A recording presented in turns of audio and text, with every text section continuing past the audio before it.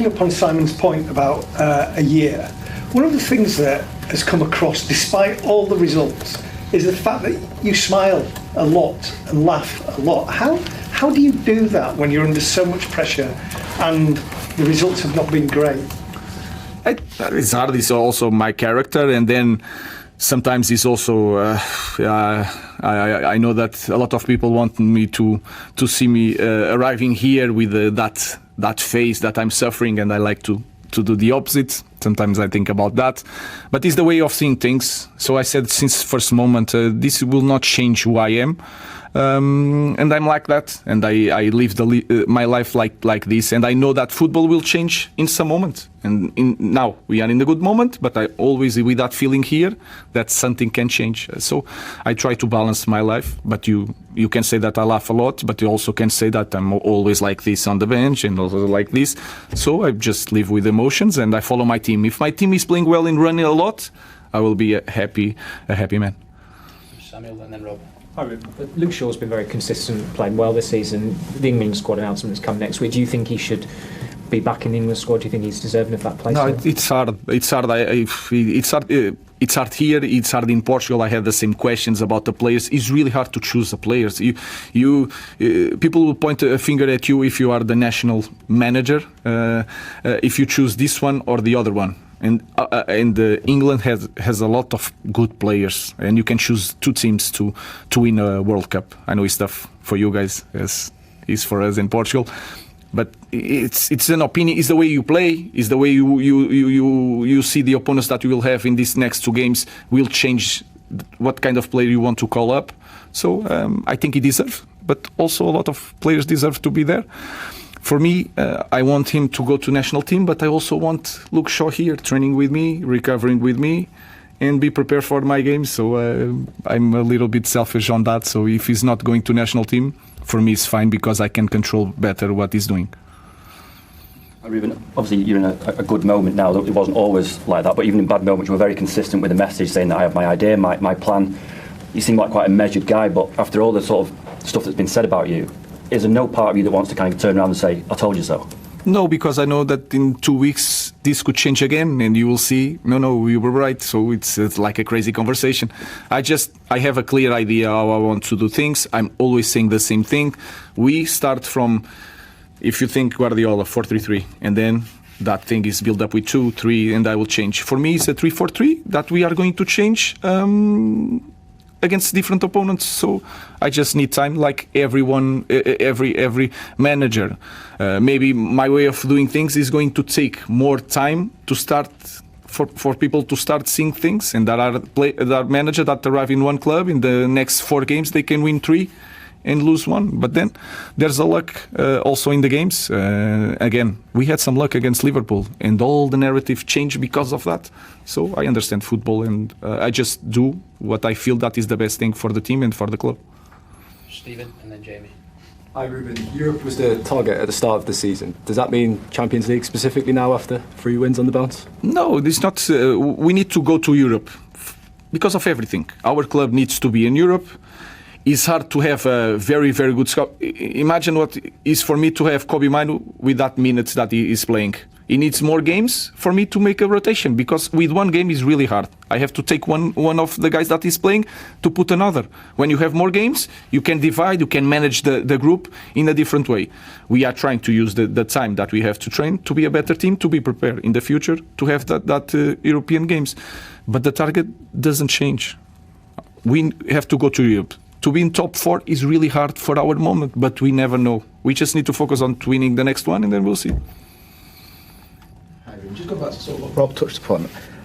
Why do you believe in this 3-4-3? So what is it about it that gives, for you, a good chance of being successful? I don't think you've ever really explained that. No, it is the. I think the rotation of the team is easier for me because I spent so much time thinking about that I don't see as a 3-4-3. I see at the beginning of the base of the idea 3-4-3, but then you. Why at the base? Why? I don't know, because I spend a lot of time playing like that, because when I start thinking about the system, nobody was playing Win 3-4-3, so I can understand how to rotate players. Even in the way we buy players, if you have a clear idea how to play, it's more easy for you to point, this is the guy that I want. and that can help you. When you have today is 4-3-3 and then tomorrow is 4-4-2, it's harder to make the characteristics right for the players. So I try to use all this knowledge to search for the right players for this kind of play. Just related to that, I know you have to focus on the next game, but also part of your job as head coach manager, however, is to sort of plan. So looking at the January window, would you like to bring a central midfielder in, even if on loan? No, guys, I don't know. I don't know. I don't know. I don't know what is going to. I don't know what is going to happen. A lot of things can happen, even in our club, and you know that we have World Cup. What is going? Some players are not playing; they will ask to leave. So I have to manage everything, and then we want to bring players. Everyone here want to bring players that we can see a big future in Manchester United. We are not just buying one guy that because now we feel now in December that we need this kind of player for now. No, it's going to be. We want to buy players that we know that we are not going to change a lot of times or. So that is our ideas. So I don't know what is going to happen, but of course we think about how we can improve the team. And January the window is open. We can do something. Carl and then Chris. Mr. Amorim, earlier you said you have to be a different team at home compared to being away. Could you elaborate on that a little bit more? No, I Is that think about the characteristics necessarily? No, we don't have to. We are a different team. We need to be a different team that we are showing a way of home. Because when we play at home, we are more intense, we are more focused. Our fans help us a lot. When we have an opportunity, you can feel the stadium helping us to control the game. When we play away, it's different.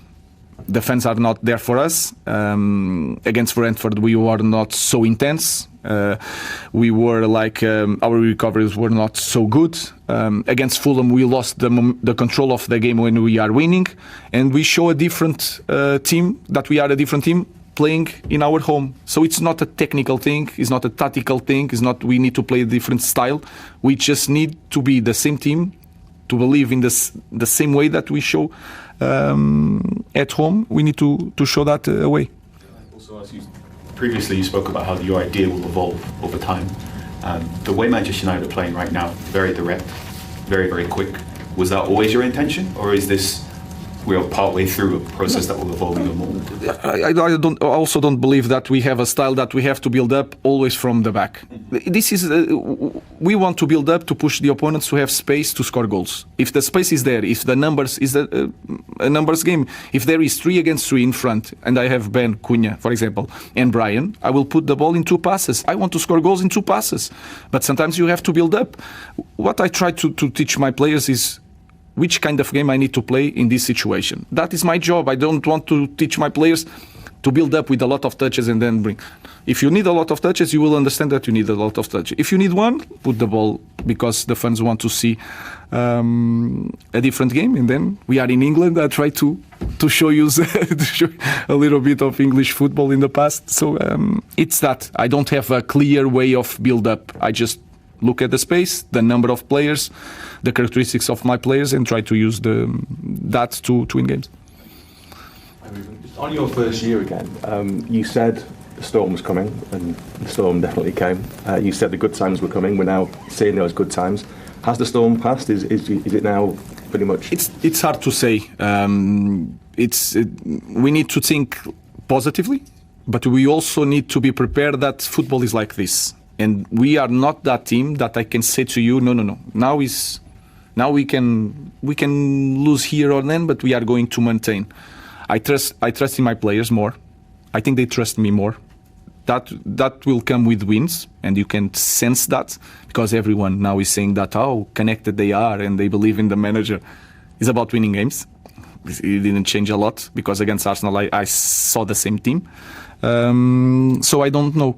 So I think that we are in the better place, but it's also really good to be always with that feeling and prepare that something can change. If we have that feeling, we will be more. We'll pay attention to the details. We will maintain that course of our path. So I can say that we are a better team in this moment, and we feel that, and we know that, and that can help us to overcome better the bad moments. As you approach this first year in charge, were there any moments when you doubted that you would make one full year here? It's hard to say that sometimes. That sometimes in some moments, I know that you are going to write but there was some moments that was tough to deal, to lose so many games. That was so hard for me because this is Manchester United. The position that we had in the last year, putting all the attention on the Europa League and not winning, that was massive. I had some moments that I struggle a lot, and I was thinking that maybe is not meant to be. Today is the opposite, so you can write this one. Today I feel that, and I know that was the best decision in my life, and I want to be here, but for that I need to win against Nottingham. Okay, last two questions for Pete and then Mike. Hi Ruben, you've talked about it a little bit already about one of the problems with not playing as many games is that you can't rotate players like you would normally do. But yet the substitutes that are on the bench are celebrating the wins as much as the players on the pitch. We've seen Joshua Zirkzee at Anfield going crazy when you won that game and players like that. So how are you keeping these players so motivated behind the scenes? Because around the training ground the mood just seems so much brighter than it was. First of all, they understand in that I proved that anyone can play, and everyone has to do the same things, not in the same way, but there are some things that everyone, no matter what is your name, you have to do it to play for Manchester, and that can help to manage a group. Yeah, exactly. And then you have. I try to explain all the time that to the players that we are not just playing today, not just this year, but then the next seasons. So they feel that they are part of the journey, and that we are part then something more bigger than just one game or one season. So they are part of our path. And then I show also to them that Casemiro was not part of the starting 11, was behind, and then he fought. He won the place, and if you win the place, you will be playing. So I think that I'll help them to understand that I'm trying to be fair, and they are part of something very special that is playing for Manchester United. After this away game, the two next away games are in London at 12 and 12:30. For the fans who have shown so much support for you over the last year, do you think that's quite harsh on them, the fixture lists, to have these games at those times? 12:30 on a Sunday, yeah. For the away games. Yeah, it's. I think we have also games at Monday. Yeah, Monday here. Monday's coming up. Yeah. Yeah, it's the price that we have to pay, and I'm not saying that is right or wrong. I prefer to play at the weekend, but it's the price that we have to pay to have all these good players, all these good managers, to have by far the best league in the world. I think it's not fair. We need to pay attention to that, I think. But that you have to ask to Premier League. And then you have to respect if you sell our games to the, how you call it, operators or TVs. If you have to sell that, you earn a lot of money, but then they decide when it's going to, what time the game will be played. So I think it's not the right thing, but then I also want the best players to play for our club. Those Monday games, because there's quite a lot coming up. As a coach, is that a disadvantage to play last? Oh, you can see it in both ways. Maybe if they have bad results, it's a very good thing because you use that to motivate the players. If they are winning, you also have the pressure of you need to win this game to maintain position. So you can see both ways. But in our club, the good thing is you have to win no matter what. If not, it's going to be a problem. So for us, it's the same.